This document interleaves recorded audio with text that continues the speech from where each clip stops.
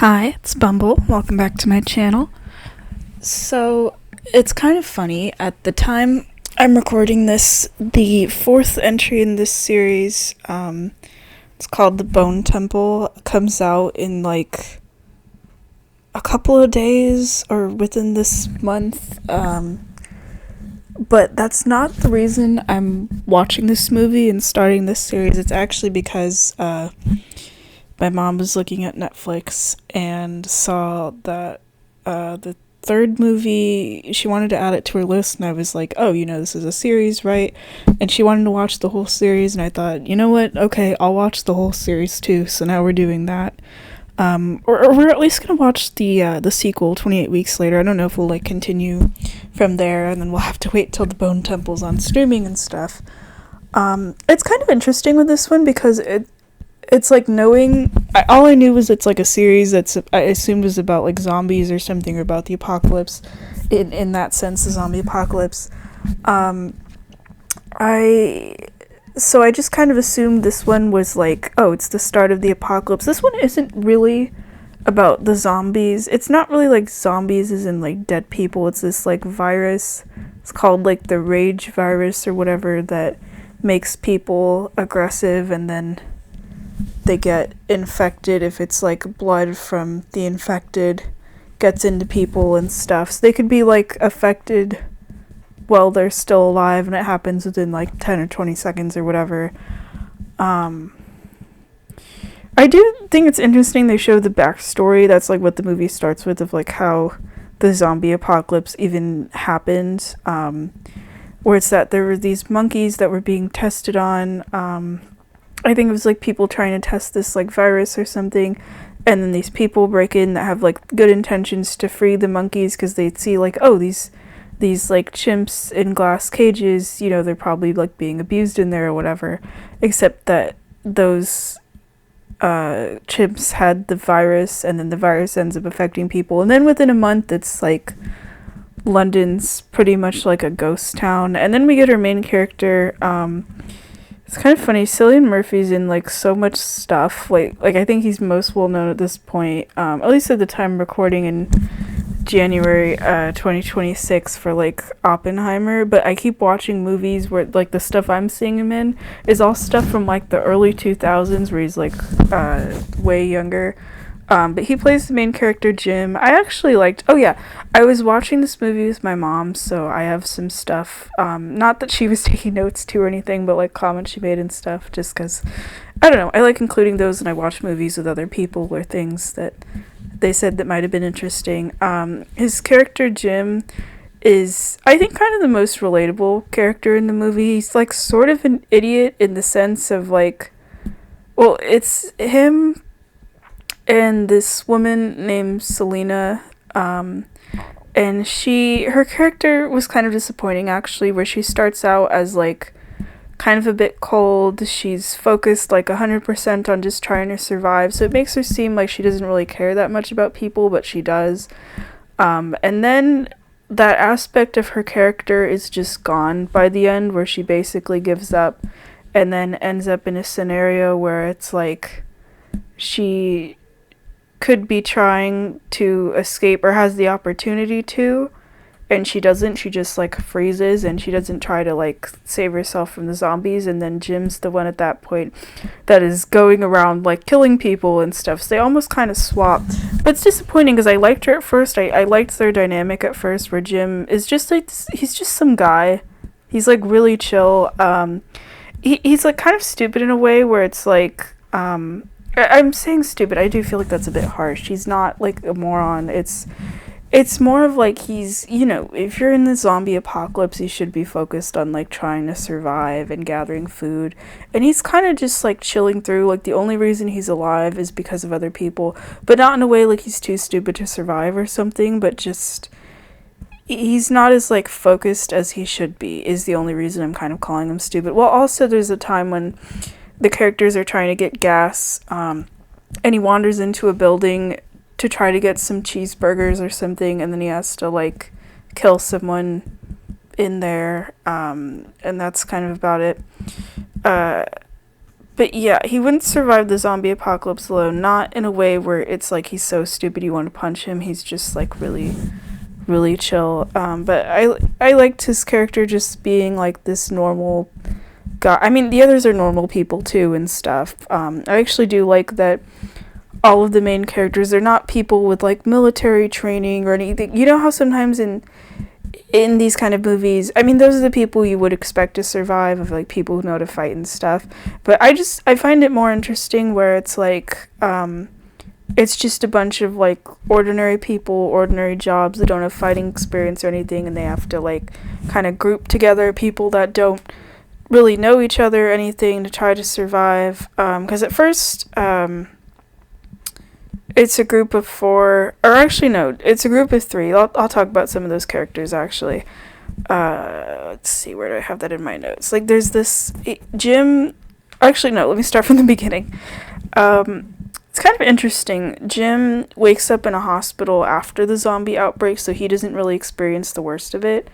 My mom actually said that's how The Walking Dead started as well. I don't really watch zombie stuff, to be fair. Like the only zombie thing I've ever like really gotten into was playing The Last of Us, and then I watched the show. I didn't like it. I didn't play the second game because I heard of some of the stuff that happens to the characters, and I'm like, yeah, no. But the first game was really good.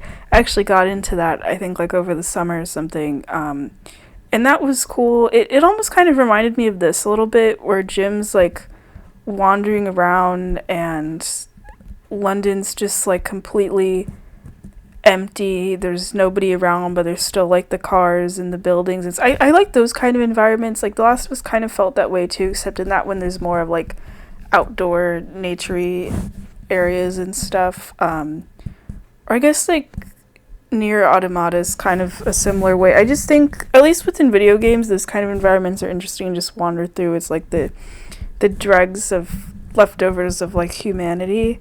But I mean, here it's only, it's called 28 Days Later because it's just been a month. I actually do like how those titles go with the series, and it also makes it easier to like keep track of the sequels, where it's like a month later, 28 weeks later, and then eventually it's 28 years later, which is crazy. I don't know how that's gonna go down. But yeah, Jim, he gets found early on by Selena. She's one of the main characters, and there's this other guy. I don't even remember his name because he dies like almost right away, but he was really nice. I was hoping he'd get to live. But yeah, Selena, she doesn't really care about Jim that much at the beginning. She does try to like actually help him and stuff, and she kind of softens a bit like as the movie goes on, where she starts like caring about people more.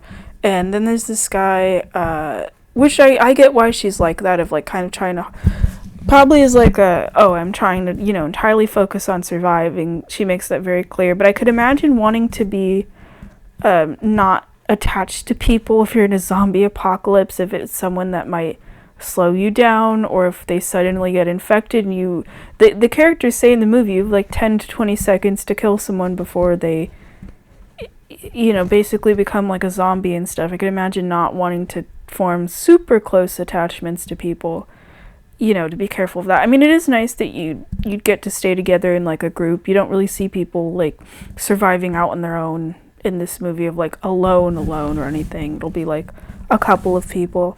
Like the characters, they end up meeting this dad and his daughter. His name's Frank, her name's Hannah. She's like 12 or something. She's kind of a bit just cold throughout the whole movie. She never really gets like nice or anything. I assumed it was because they show a photo of her mom, but they don't explain anything about it, which I thought was nice. It was kind of like a show but not tell. I just assumed her mom was dead because of the apocalypse, so it's just like her and her dad. I mean, the mom could have died like before the apocalypse too, but Hannah, I actually really liked as a character. She actually felt like the smartest character. At first it was like Selena, and I feel like the survival instinct brain cells, because Selena kind of loses it throughout the movie, just kind of shift to Hannah.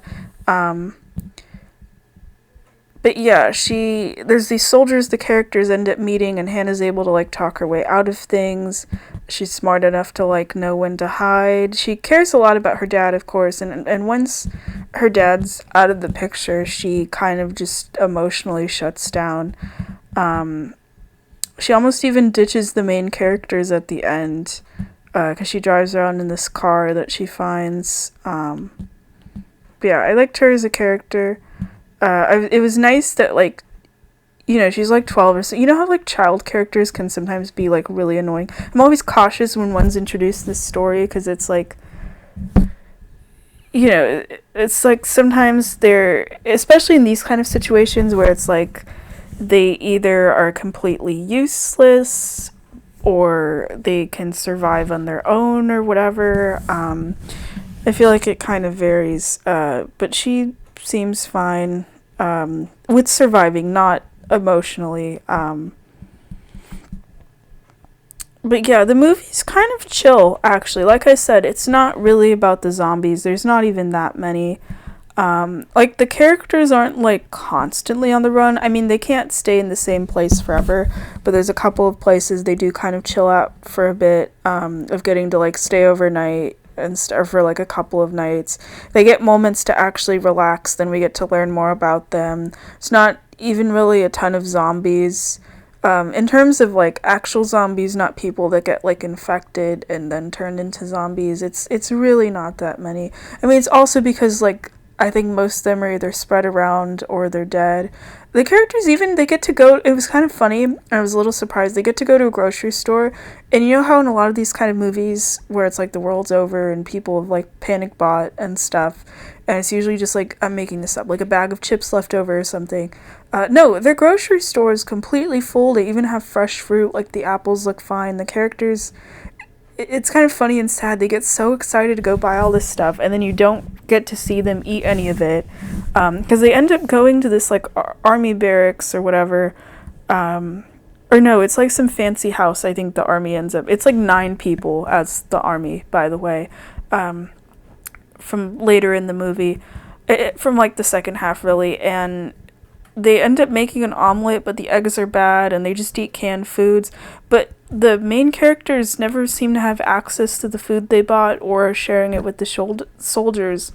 So the food just seems to go to waste, and that made me upset because I'm thinking, like, you will probably never have fresh fruit again unless you, like, find a way to grow your own crops and stuff. I'm just specifically remembering the apples. They do try to buy stuff that, like, at the grocery, or not buy, there's no one to pay. They do try to find stuff at the grocery store that wouldn't need to be cooked. There's just, like, all canned stuff. And they do get to eat some of it, which is nice. They have, like, a little picnic at one point in the movie, but still, it's, like, a bummer. Most of that food ends up going to waste. Because the characters end up leaving the army base and the soldiers all die, so it's like, oh, okay. Something that was kind of annoying, I always find these types of character deaths kind of annoying, where it's like, I had a feeling that Frank was going to die. He's like the group dad. I just kind of assumed so. I assumed it was going to be sacrificing himself for the group or for his daughter, because that's kind of usually how it goes in these sorts of movies, where it's like someone who's like really protective or a parent or whatever. No, instead, it's one of those kind of deaths where it's like entirely the character's fault. And it's almost kind of like going out of your way to die. He wasn't trying to die on purpose, but it was more of like, it was a situation that could have been completely avoided. So it doesn't make me feel bad for him. But it did make me feel bad for his daughter, because now she's like an orphan. But like, yeah, literally right before the group gets found by the military, Frank, he ends up losing his temper about like, if they can't find the soldiers, there's nowhere else for them to go, and it's like, what are they even going to do? And he ends up kicking something. It's like really weird too. There's like a crow that's pecking at a dead body, and Frank like kicks the thing the crow is standing on. I thought the body was just going to fall on him or something, but no, it's literally like a drop of blood, like one drop of blood from the dead body falls into Frank's eye, and then he knows he's infected, and he tells his daughter to stay away from him, and then they have to kill him. They're about to kill him, and then the soldiers end up shooting him or something. But yeah, he just dies entirely from his own fault. It feels almost so ridiculous that it's like a drop of blood falls on him, which, to be fair, I think that kind of thing happens to other characters in this, but it's that was the only dead body in the area. He was right underneath it. He didn't even have to be that close because it just falls directly like down vertically. It's just something that just feels almost so random, and I feel like it was just a way to get rid of his character, but I feel like it could have been, if you're gonna kill him off, which I feel like everyone kind of assumes would happen with this character, I feel like it could have been done in a better way. So that almost just kind of annoyed me. And then they end up meeting the soldiers. It's like he's like this guy who's like the leader of the squad. There's like 9 people. And the soldiers, they seemed kind of nice at first. I just assumed, like, they didn't seem actually, like, too sus to me at the beginning. I mean, I probably should have thought that way because they welcomed the group in with, like, open arms, even though I was thinking to myself, like, what happens if they run out of supplies? And now they have more mouths to feed. I was just assuming that the soldiers, like, if they did turn on the main group, it was going to be something of like, oh, they're going to kill them and take their food that they bought, because I was still thinking about the food. No, the group does turn on them, the military, but for a way less noble reason, I should say, where they refuse to let the 2 women in the group leave, and then they try to kill Jim, and then Jim has to rescue them and stuff. I at least thought the like army leader, you know, he seemed like a pretty like nice, responsible guy. Because the soldiers are all just kind of goofballs, really immature. They kind of looked like they were all in like their early 20s, maybe like teens or something.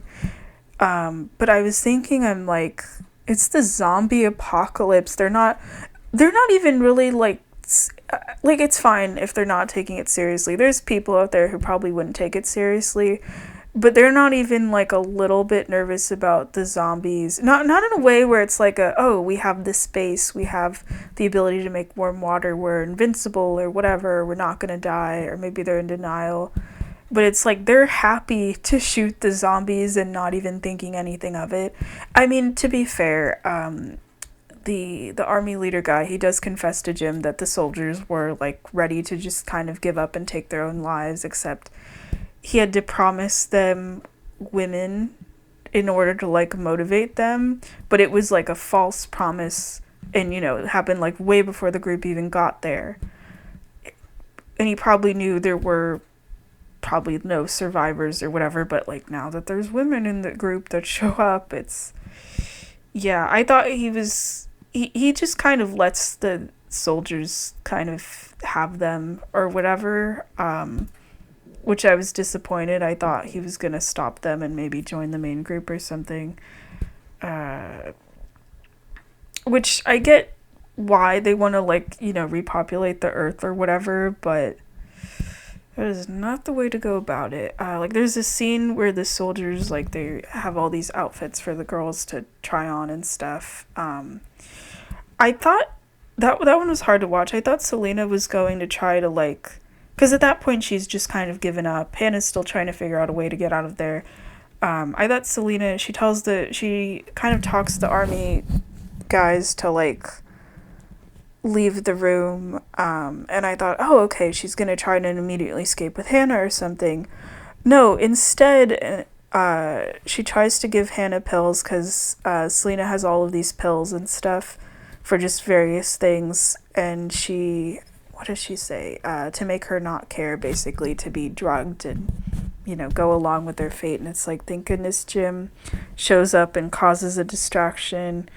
But yeah, from that point, yeah, Selena just doesn't try to escape or anything. She's just kind of like in the damsel in distress role, which is disappointing because it's like the complete opposite of how her character was at the beginning. Hannah at least like tries to hide and kind of, she does start kind of wandering around though. But yeah,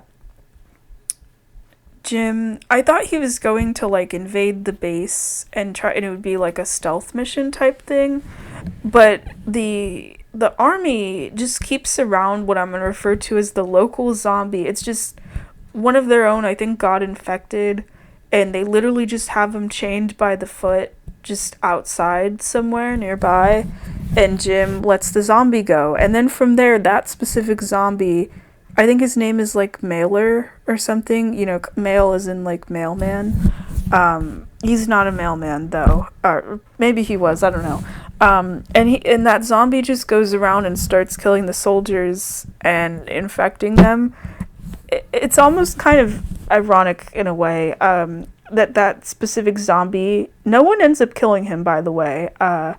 Like it shows at the end, once the characters leave, the main characters, they end up leaving that base or whatever. That specific zombie is still alive. He's the only one that's like still alive, and everyone else is just dead. And it's like, damn. Oh yeah, you also find out that the entire UK is just like, or no, actually, I wasn't sure if it was like the entire UK, like the entire United Kingdom, or just like England or something.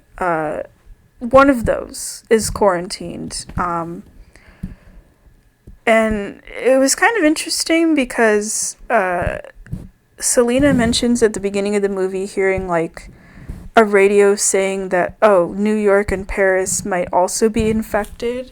But then there's this soldier character that I liked him. I don't remember what his name is. I know it started with an F. But I was hoping he'd live because he actually wasn't like stupid or anything, and he was a cool character. But he gives this little speech. I wish we could have heard the whole thing. It was just that you hear like a bit of it. It's basically that Jim ends up getting knocked unconscious after he's like captured by the soldiers. And it's like he starts waking up and the guy is like already in the middle of his spiel. But I just remember him saying something about like, oh yeah, the entire island's quarantined. They're leaving us here or whatever. You also get to see a plane at one point. Oh yeah, the plane ends up being important. But yeah, I didn't even think about like, oh, it's just one part of the world that's quarantined. I just assumed like everywhere was screwed. But yeah, and then I thought the characters, they end up getting away. The soldiers basically end up killing each other because of like the zombie stuff of being infected. Or like they get infected and as zombies they're killing each other, I should say. And the characters end up escaping, which is still just funny to me. They go to the army base and it's treated as like, yeah, they're gonna live there, it's gonna be fine. It's like a place of salvation in a sense of like they actually have like running water and food. Not really much food though, it's like canned food. The group honestly has better food. But instead it's that everyone at that base ends up dead and the main characters almost die and then they have to leave. So it ends up being a terrible plan, but you know, they didn't know that going in.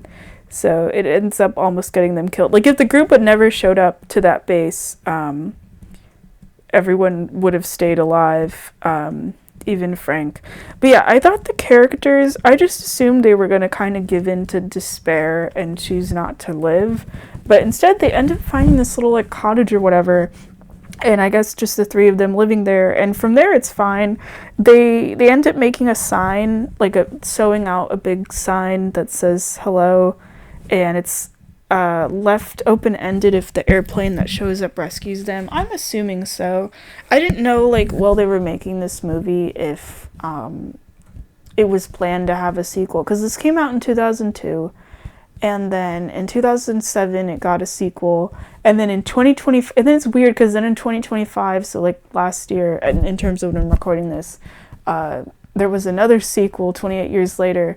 And then that just got a sequel, like, 1 year later, basically, which I was surprised. I'm like, didn't we just get a sequel? But yeah, I'm assuming it was supposed to be, like, a one-off thing. But yeah, I thought it was okay. Oh, I forgot about something. It's kind of a bit gross. I'm going to give that warning, but I was going to share it anyway. Because you know how sometimes I talk about, like, the blood level in movies and stuff, and I give that heads up? Because this isn't a zombie movie in the way of, like, it's a horror movie. I mean, I don't know if it's classified as one. I'd classify it more as, like, an action kind of survival movie. But kind of barely that. They're not really fighting any zombies much. It actually, all the action really only happens at like the end of the movie when they're trying to get out of the army base. But yeah, the climax of like Jim just running around shirtless, covered in blood, killing soldiers was crazy. But there was a part where, and this is a bit gross, kind of gross visual I'm going to describe here. My mom and I both like actually screamed. There's a part when Jim is killing someone, and you only see like Cillian Murphy in the shot first, and he's making this face like he's focusing really hard, and he's looking down at a body underneath him, and I assumed he was like strangling someone.